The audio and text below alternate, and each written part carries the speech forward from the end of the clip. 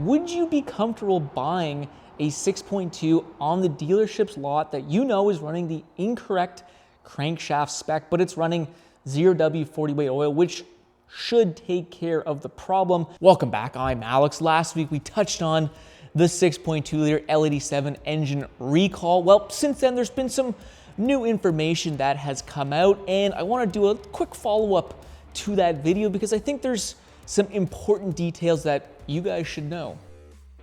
It would be nice for GM to come out and actually address what the root cause is. We may probably never get that. Well, look what we have here. Description of the cause. Engine teardown analysis identified two primary root causes. Number one, rod bearing damage from sediment, right there on the connecting rods and crankshaft oil galleries. So right here is actually a rod bearing out of a 15-liter Detroit diesel engine. And when we talk about engine bearings, this is what we're talking about. It's an odd-looking bearing, but essentially what's going on here is the crankshaft rides on an extremely thin layer of oil between this bearing, and so the crankshaft doesn't actually make contact with this rod bearing. If it does, well, it's going to result in a lot of problems. These bearings consist of multiple layers of different metal alloys, and what they are supposed to do is absorb debris that gets into the oil. You can sort of see well, with this bearing, you can see we had a piece of debris come in, fly through, and well, nothing obviously came of it. And you can see, this isn't from the engine, but you can see there's different layers, and usually the softer layer is up top, so it can absorb some of that material or debris in the oil, but it can only do it to a certain extent. Eventually, if there's too much debris or sediment in this case, we end up damaging this bearing and potentially disrupting the very thin oil film between this bearing and the crankshaft spinning at very high speeds. And when that happens,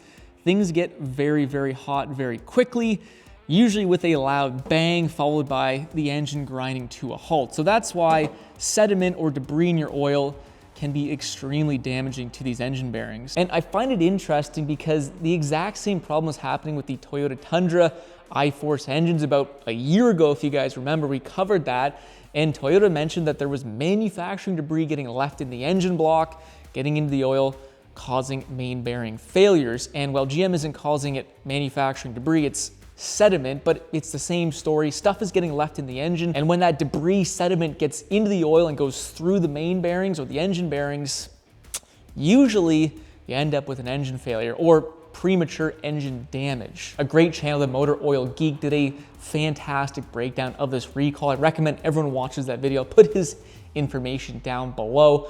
But he mentions that you really should be changing your oil pretty soon after you break a new engine in to help possibly flush any debris that was left over in the engine block from the manufacturing process. The second reason why these engines are failing and equally as damaging is out of spec crankshaft dimensions and surface finish. And now we know why GM is switching from 0W20 to 0W40 weight oil on some of their engines. It's to increase the oil film thickness, and that's going to help try and compensate for these out of spec crankshafts as well as the rougher crankshaft surface finishes, and hopefully try and give more protection to your engine bearings. This sort of does confirm what we were talking about last week, how switching to thicker weight oil is more or less just a band-aid to the problem. It's not going to fix the root cause. Fixing the root cause, which we now know, would be dropping the crankshaft and putting a brand new crankshaft into these dealer inventory engines. Now, it's not to say that using thicker oil isn't going to be a good solution, but I think it's important to note that it's more or less a patch. It's not addressing the root cause. Also, it looks like GM is going to be putting a large warranty extension on these engines to hopefully cover any future damages down the line. I was pretty harsh on Toyota with their engine debacle because it took them almost a year after full well knowing the issue and resolving it to officially release their engine recalls. And GM sort of did the same thing. The reason the 2025 engines are not in this recall is because GM fixed the problem in June of 2024, and well, waiting almost a year now, more or less being forced to release this recall, here we are. GM must have known there was a pretty serious issue with these engines, corrected it last year, and well, they didn't really say much until the National Highway Safety Association opened up their investigation. The original National Highway Safety Administration investigation listed, I think, 39 engine failures out of close to 600,000 in the US market. So it seemed like it was a relatively small failure rate. Turns out that's actually not true. There was close to 30,000 engine issues associated with either bad crankshafts or sediment left in the engine block, which is a lot larger of a number. Also an interesting little tidbit, GM actually had 3 prior investigations into this condition, and well, nothing to see here, boys, I guess. Now, of those 28,000 complaints, there was about 14,000 or just over 14,000 involved complaints that lost propulsion, aka the engine failed. There's a reason why these 6.2 liter L87 engines are on a heavy back order right now. So different recalls for different vehicles. On April 24th, there was a stop sale order or a recall on dealership inventory vehicles that were unsold with 6.2 liter engines from 2021 to 2024. And those engines will be getting the 0W40 weight oil, which we covered last week. My mistake was believing that that recall was going to encompass everyone who owns a 6.2 liter V8 between those years, and that is incorrect. A couple days ago, GM released another recall procedure. Well, let's break down this recall. You can see we have a 2 at the end, where the one I talked about last week has a 1 there. So once again, it's 2021 to 2024 for a number of GM SUVs and pickup trucks, but let's get down to where the rubber meets the road here, the service procedure. So what we're gonna do is check to make sure the vehicle actually hasn't already received a new engine. If the vehicle has not received an engine replacement, proceed to step 2. Step 2, these vehicles have been identified as requiring an engine replacement. And here's where things get a little bit funky. Transfer the original 0W20 oil cap to the new engine and fill the new engine with 0W20 weight oil.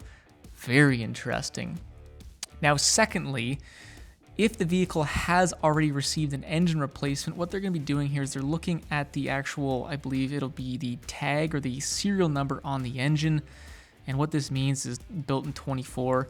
And they want to know if it's built before 24/138. I think that's June 1st. So if you've had a replacement engine and it was replaced with a bad engine, they will do a second replacement. So you can get a second replacement engine.